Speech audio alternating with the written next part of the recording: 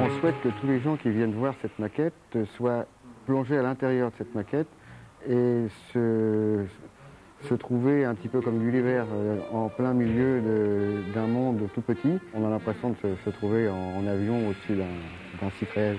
Vous êtes au cœur de l'un des plus grands réseaux ferroviaires français de modélisme. Sur 400 mètres carrés, une quinzaine de trains européens tirent leurs wagons dans un décor au 87e. Depuis 7 ans, les modélistes amateurs havrés réinventent les Alpes et quelques monts du Massif central pour faire circuler les voitures de leurs rêves.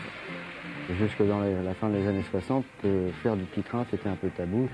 C'était considéré un petit peu comme continuer à jouer comme avec un nounours, par exemple. Et puis, petit à petit, nous, on s'est arrangé avec toutes les autres associations pour faire connaître ce modélisme.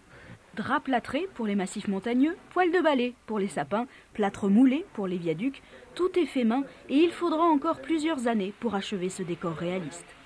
Il y a des gens qui sont spécialistes dans le décor, dans la construction des bâtiments, dans la pose de la voie, dans la partie électronique, informatique, automatisme. Ce groupe de compétences est rassemblé au sein du club. Banquiers ou enseignants, les modélistes havrais sont rarement des salariés de la SNCF. La maquette leur rappelle trop le travail, paraît-il.